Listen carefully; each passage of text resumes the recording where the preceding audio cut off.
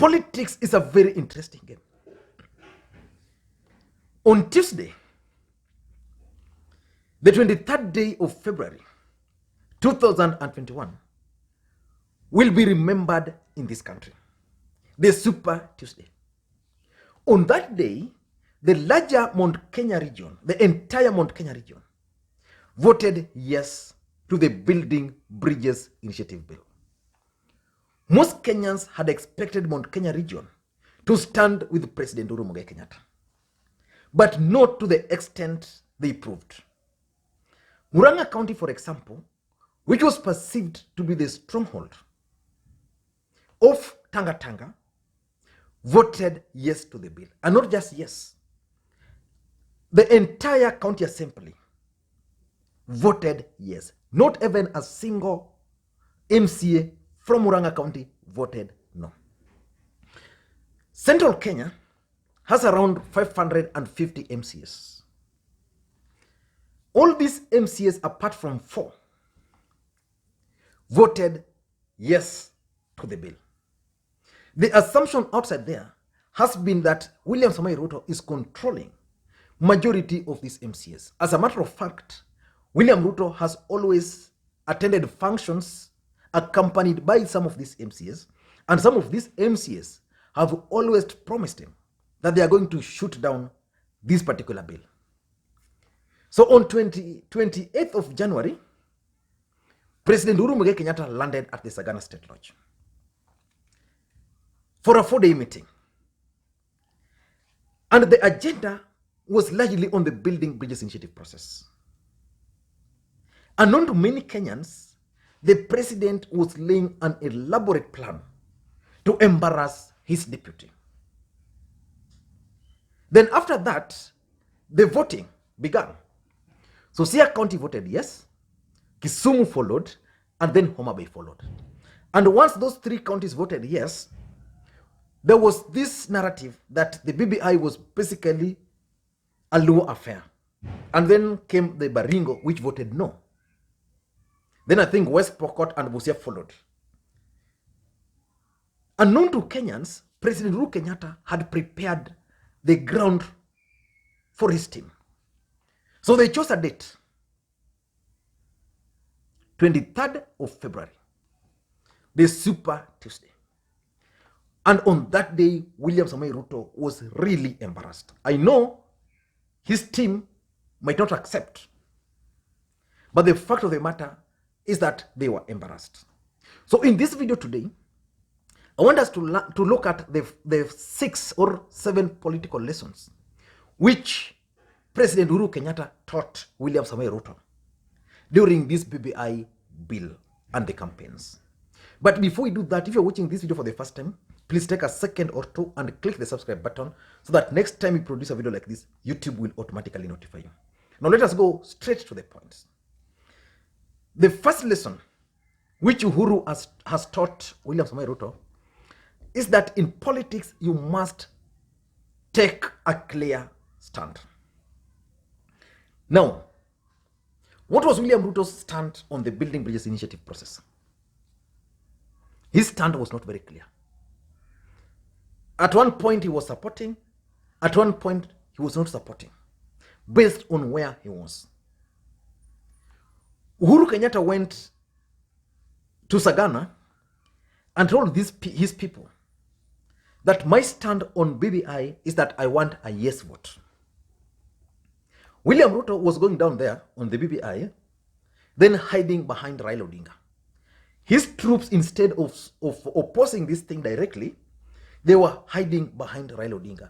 You would hear Ndindi Nyoro telling the people how BBI was about making Raila Odinga the president. Rigathi Gachagua would go there, tell the people how this BBI is about making Raila Odinga the president. William Ruto would then take a stand which is not known.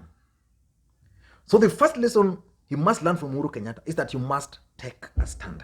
Uhuru Kenyatta's stand on the Building Bridges Initiative process was very clear, that he wanted it to pass. In fact, his message to the people of Central Kenya was very clear, that their interests were actually being catered for in the Building Bridges initiative process. In fact, the president was also making it very clear that for him, he's going home.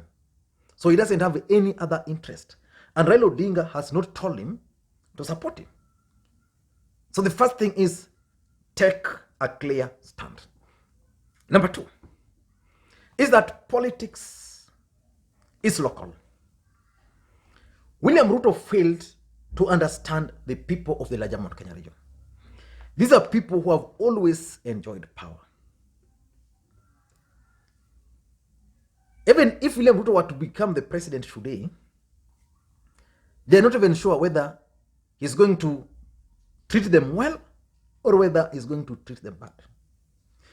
There's something which they needed, and there's something they've been crying for.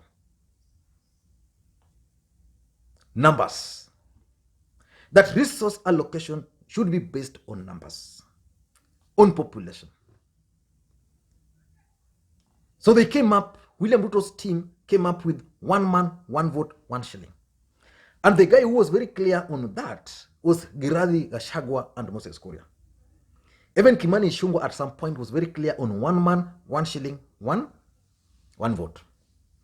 So the president embarked on that journey and debated them. At the end of the day, Kiambu County was going to get additional constituencies, which means additional resources based on their numbers alone. Other counties in the area were going to get constituencies and more money were going to be allocated to them. And because politics is local, the locals there decided that the best thing for us to do is, first of all, let us get what is going to be guaranteed in the constitution. William Ruto was promising them things which are not in the constitution. That even now, you can allocate 35% to the counties, which was not forthcoming. So he failed to understand that politics is actually local first. Then from there, then it goes. In fact, I also tend to believe that the reason why Kericho County and Bomet County voted yes is because of politics being local. These guys are getting additional constituencies. So if they vote no to this document, they might not get a chance to get these constituencies. And they wanted their voices. In fact, based on locals there, if you were coming from a county which is going to benefit from additional constituency, then it means it was going to be very difficult for you to say no to this document. And that's why they were very vocal on the floor of the House. So politics is local. That's the second thing President Uhuru Kenyatta has taught William Samoei Ruto. The third political lesson, which is very harsh, is that you can only rent a Kikuyu. That's also something which is coming up very strongly. I want you to listen to the statement by Anne Waiguru after Kirinyaga voted yes to this bill. People have seen today Mount Kenya voting as one block. Kirinyaga has voted unanimously. Other counties have voted unanimously. I said it before, I will say it again. You can rent a Kikuyu, but you cannot buy a Kikuyu. Bottom line, they will still vote for their own people. They know what is good for the region and they will stand with the region. Number 4, the fourth political lesson is that you must always understand the people you are dealing with. William Ruto has been dealing with the Kikuyu nation without understanding them. The Robert Greene, in law number 19, is advising that you must know who you are dealing with and never offend the wrong person. You must know the person you are dealing with. Towards sometimes last year, the deputy president became very aggressive towards President Uhuru Kenyatta. And it forced the president to get out and warn him that if you are tired with the government, please get out. They were hiding behind Raila Odinga. So the deputy president and his team thought their attacks were on Raila Odinga. Yet they were offending a wrong person, who is President Uhuru Kenyatta. President Uhuru Kenyatta remains the commander-in-chief He also remains the head of state of the Republic of Kenya, the president of the Republic of Kenya. So if the president is supporting BBI, you can't purport that you are opposing it because Raila Odinga is opposing it. No. Unless the president himself says, no, I don't want Raila Odinga in this. So unknown to these guys, they didn't know, number one, that they were dealing with the Kikuyus, whose interests are different, that they were also offending a wrong person. They thought they were offending Raila Odinga, yet they were offending the wrong person. So the lesson is you must understand the people you are dealing with. Number 5, the 5th lesson is that politics is about interest. Why do you think West Pokot decided to vote yes? Or let me put it, why do you think Baringo is the only country so far which has voted no? It's because of interest. William Ruto had interest in Baringo. He wanted to shame Gideon Moi. So Baringo had to vote no. Central Kenya had their personal interest in this bill.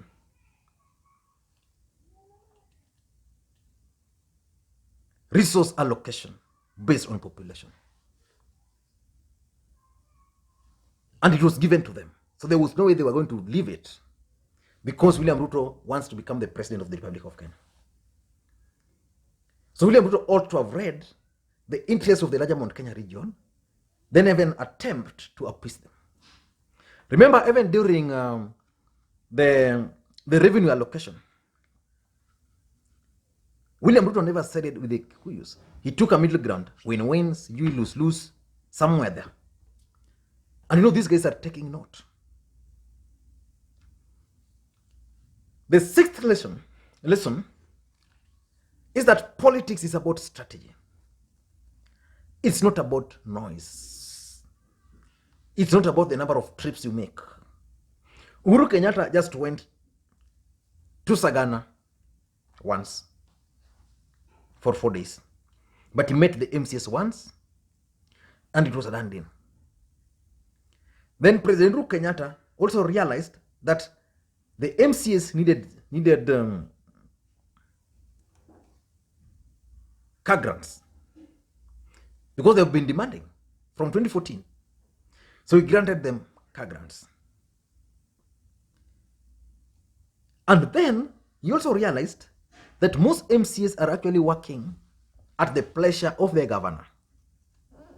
The MCs have been pushing forward funds. So he's telling them, in the constitution, we are going to allocate 5% to the wards for you to manage. So no MCA was going to oppose this. Even though those ones who opposed it from Baringo, deep down their hearts, they know they are going to get the car grant. They also know so well that they are going to get ward development funds for those who are going to be re-elected. Because again, in this country, 85% of elected leaders never make it back. And lastly,